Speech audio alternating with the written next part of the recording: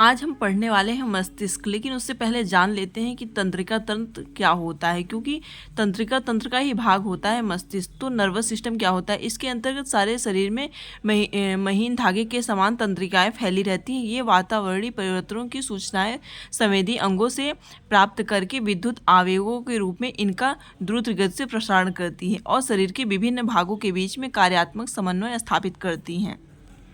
Nervous system को हम इस तरह से भी समझ सकते हैं कि जीव विज्ञान की वह शाखा जिसके अंतर्गत तंत्रिका कोशिकाएं, जिसे न्यूरॉन्स कहते हैं, का अध्ययन किया जाता है, उसे तंत्रिका विज्ञान कहते हैं।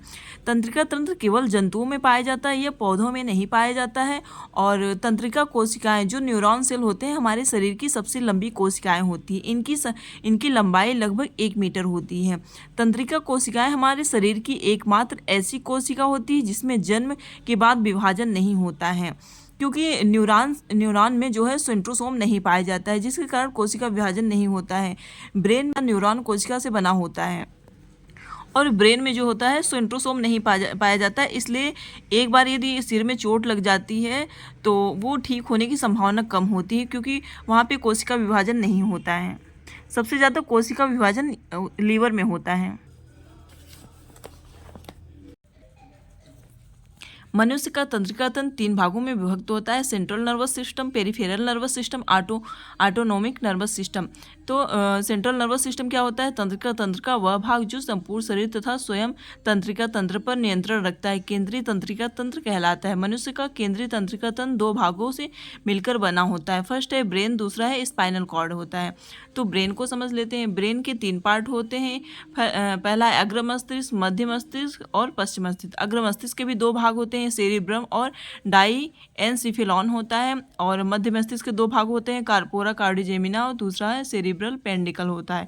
पश्चिम मस्तिष्क के 2 भाग होते हैं, सेरिबेलम और माड्यूला ऑब्लंगाटा होता है। तो मनुष्य का मस्तिष्क अस्थियों के खोल क्रेनियल में बंद होता है, जो इसे बाहरी आघातों से बचाता है।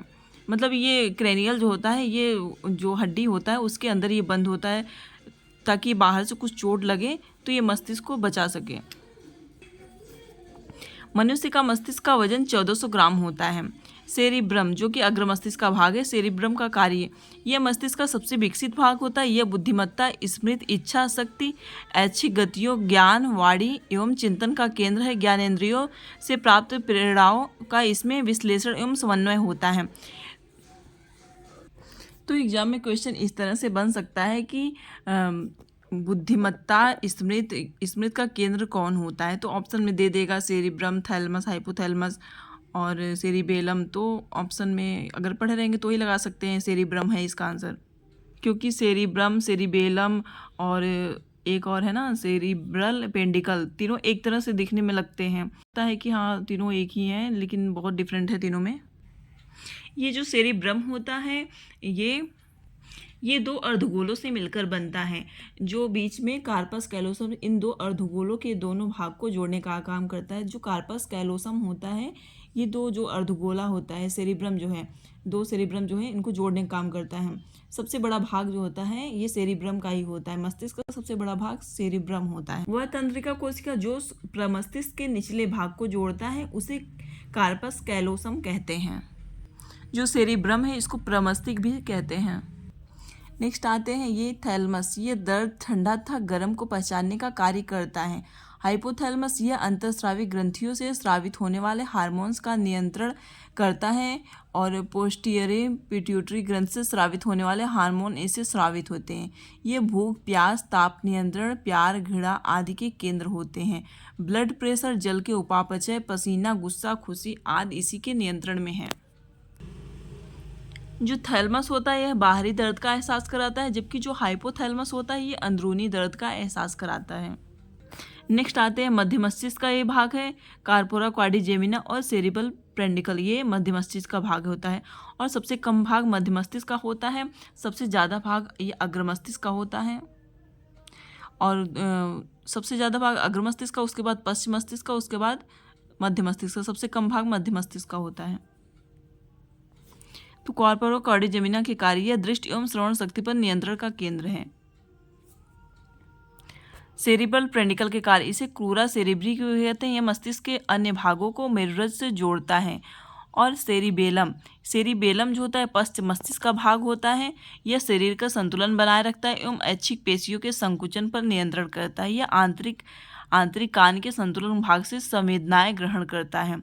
माडुला ऑब्लंगाटा, ये भी पश्च मस्तिष्क का भाग है। यह मस्तिष्क का सबसे पीछे का भाग होता है। इसका मुख्य कार्य उपापचय, रक्तदाब, आहार नाल के क्रमाकुचन, ग्रंथि स्राव तथा हृदय की धड़कनों का नियंत्रण करता है। स्पाइनल कॉर्ड, मेडुला ऑब्लंगाटा का पिछला भाग ही मेरुरज जो होता है स्पाइनल कॉर्ड, इसका मुख्य कार्य होता है प्रतिवर्ती क्रियाओं का नियंत्रण एवं समन्वय करना होता है, अर्थात प्रतिवर्ती क्रिया के केंद्र का कार्य करता है। मस्तिष्क से आने जाने वाले उद्दीपनों का संवहन करता है। प्रतिवर्ती क्रिया जिसे रिफ्लेक्स एक्शन का पता सर्वप्रथम मार्शल हॉल नामक वैज्ञानिक ने लगाया था। तो ये है पूरा मस्तिष्क का अंदर वाला भाग। इसमें जो बड़ा वाला पोर्शन दिख रहा है वो सेरिब्रम है। इसमें जो सेरिब्रम होता है ये दो पार्ट में डिवाइड होता है, जो कि कार्पस कैलोसम द्वारा ज्वाइंट होता है। क्योंकि डायग्राम में येलो वाला पोर्शन है जो कि कार्पस कैलोसम है। माडुला ऑब्लंगाटा के नीचे से स्पाइनल कॉर्ड जाती है। रीढ़ की हड्डी के अंदर स्पाइनल कॉर्ड होता है। स्पाइनल कॉर्ड से होकर नसें निकलती हैं। चलिए कुछ क्वेश्चन को पढ़ लेते हैं जो कि एग्जाम में पूछा गया है। न्यूरॉन क्या होता है? ये एसएससी में पूछा गया है। तंत्रिका तंत्र की आधारभूत इकाई होता है। नेक्स्ट, श्वसन का नियंत्रण मस्तिष्क के किस भाग से किया जाता है? मॉड्यूला ऑब्लंगाटा से। जन्म के बाद मानव के किस ऊतक में से कोई कोशिका विभाजन नहीं होता है? तंत्रिका ऊतक से। मानव शरीर में सबसे लंबी कोशिका कौन सी है? तंत्रिका कोशिका की। और सबसे बड़ी कोशिका अंडाणु कोशिका है। मानव शरीर की किन कोशिकाओं में से सबसे कम पुनर्योजन शक्ति होती है? मस्तिष्क कोशिका में। प्रतिवर्ती क्रिया जिसे रिफ्लेक्स एक्शन का नियंत्रण केंद्र कहा जाता है स्पाइनल कॉर्ड को। मस्तिष्क, ये बीपीएससी एग्जाम में पूछा है पीआरटी में। मस्तिष्क का पीआरटी 2.0 में पूछा था, बीपीएससी पीआरटी 2.0 में। मस्तिष्क का कौन सा भाग रक्त को नियंत्रित करता है? Pons medulla cerebellum. मनुष्य में बुद्धि व चतुराई का केंद्र है सेरिब्रम है। स्पाइनल कॉर्ड, मस्तिष्क का वह भाग जो बैकबोन तक फैला हुआ है। इसका मुख्य कार्य रिफ्लेक्स एक्शन, प्रतिवर्ती क्रिया का नियंत्रण करना है। जैसे आँख में कीड़ा गिरने पर आँख का खुद से बंद हो जाना होता है।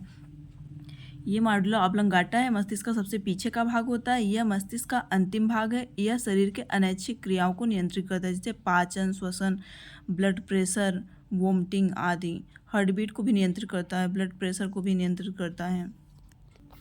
और जी ये अनुमस्तिष्क होता है, इसे सेरिबेलम कहते हैं।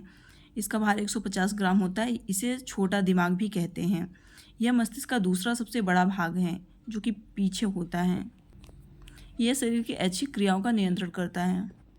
तो ये रहा पूरा मस्तिष्क का भाग जो कि मैंने पढ़ा दिया है। और आई थिंक कम अच्छे से पढ़ाया है क्योंकि मेरे पास साधन की कमी है, तो ऐसे ही बुक वगैरह से पढ़ाई हूँ। और ठीक है, जो भी गलती होगा बताइएगा।